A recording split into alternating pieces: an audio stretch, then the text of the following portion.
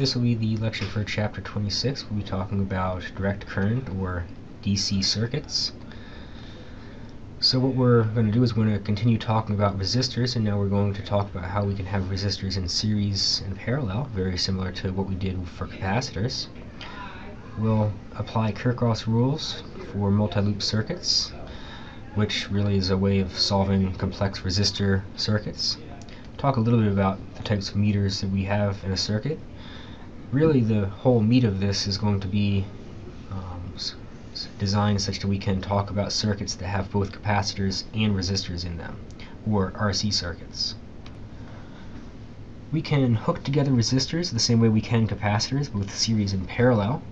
So here we have three resistors. We have some current flowing through them. Current has to flow through R1, it has to flow through R2, and it has to flow through R3. So we can define kind of an equivalent resistance for this guy right here. Equivalent resistance is just going to be the sum of those three resistors. We could then go ahead and find out what the voltage is, find out what the current is. We could solve for our current. Then what we can say is the same amount of current has to flow across R1, R2, and R3, and that's going to be the current that we solve from the equivalent resistance. So in this case, the current is going to be what is constant, and the voltage is going to drop as we go across R1, R2, and R3. Similarly for resistors in parallel, here we have some current. It's approaching a junction right here, and it can choose to flow through R1, R2, or R3. We can write this guy with an equivalent resistance, Req, and we solve for resistors in parallel by using the inverse. We can then solve for a current. One thing about resistors in parallel is, suppose R1 doesn't have a lot of resistance. Suppose it's very small. Well, current's going to take the path of least resistance. So we would have much more current flowing through R1 versus R2 and R3. So in this case right there, the current is not a constant as it was for resistors in series. However, if we look at the potential here and we look at the potential here, it's going to be the same across all three resistors. So the voltage is what's going to be a constant for resistors in parallel. Of course, we can have combinations, as we're showing right here, where we have R1 and then we have R2 and R3 in parallel. Essentially, we want to write that as R1 and then some Req. So what we can do to solve for Req is we would say these resistors are in parallel. So the equivalent resistance is going to be 1 over R2 plus 1 over R3, or R2 plus R3 divided by R2 multiplied by R3. And then we would say that the equivalent resistance of this combination, I'm going to boil that down to just a single resistor, so Req prime. These resistors are in series, so we would say Req prime is going to be equal to R1 plus that guy right there. Similarly, we could have resistors in parallel with one in series. So here we'd say Req is going to be equal to R2 plus R3, and now we have kind of written this combination down here like that, where we have Req and then R1, and we want to break that guy down into just an equivalent resistance, and we would say these resistors are in parallel, so we'd say 1 over Req is going to be equal to 1 over R1 plus 1 over R2 plus R3, and go ahead and flip this guy over and get the equivalent resistance.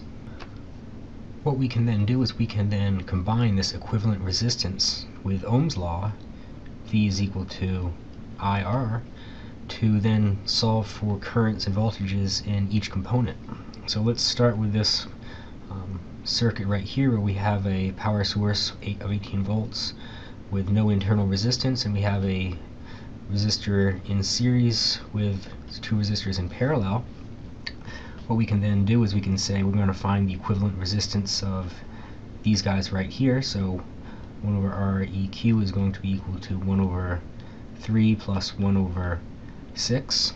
Solve for Req, and it's going to come out to be 2 ohms. Now we have a 4 ohm and a 2 ohm resistors in series, so you add them together. You break it down just to this circuit right here. Now we say V is equal to I times R. So the current flowing through that 6 ohm equivalent resistor is going to be 18 volts divided by 6 ohms. It's going to be equal to 3 amps. So now we know what the current is flowing across that guy. Now we kind of work our way backwards. We split it back out into this guy right here, and remember that the current must be the same across both the 4 ohm and the 3 ohm, or the 2 ohm equivalent resistance. This current right there is going to be that current right there. We can then apply Ohm's law again and say V is equal to IR and solve for the potential across this 4 ohm and across this equivalent resistor right here of 2 ohms. Comes out to be 12 volts here, 6 volts there, so essentially 12 volts was wasted in this resistor, 6 was right here. Now I know what this voltage drop is, VAB, and when I split this back into the original circuit, these guys are in parallel, and so this voltage right there is going to be 6 volts. 6 volts. Each one of these two resistors right here, 6 and 3 ohms, are going to get 6 volts across them. So now we can then say V is equal to IR again and solve for the current in the 3 ohm and the 6 ohm. We know 6 volts is across them, we know their resistance, and so we can then solve for their current. One thing to kind of keep in mind is there's always a conservation here. We have 3 amps going across this circuit, so 1 is going to be going through the 6 ohm and 2 is going to be going through the 3 ohm, so energy is conserved.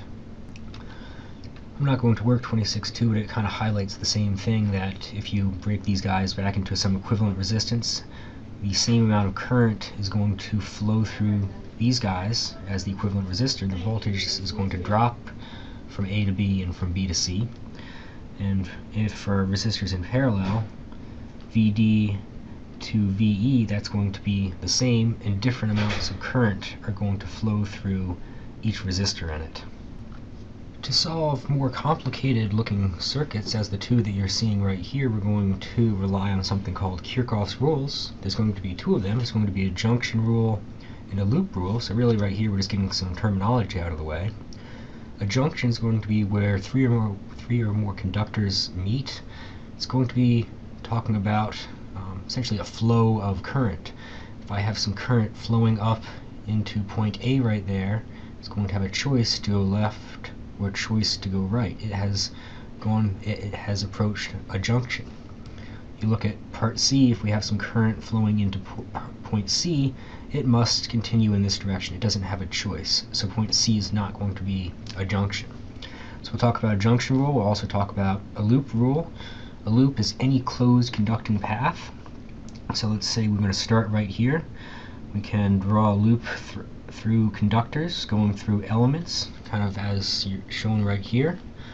We could draw another loop over here. Again, it can go through elements, and it cannot go over gaps, so it all must be in a conductor. And lastly, we could draw a loop kind of like you're seeing right here, and we can define these loops and define these junctions for not just this circuit, but also even more complex looking circuits. And what we're going to be able to do is we're going to be able to solve for the current and the potential across each element. So now let's talk about these 2 rules. Now that you're an expert at picking out junctions and picking out loops, Kirchoff's junction rule pretty much says that the sum of all the currents into a junction must be equal to 0. Really, this is a conservation of energy or conservation of charge, if you type of rule. Let's think about a junction. In this junction right here, we have current flowing into it from that direction, current flowing into it from that direction.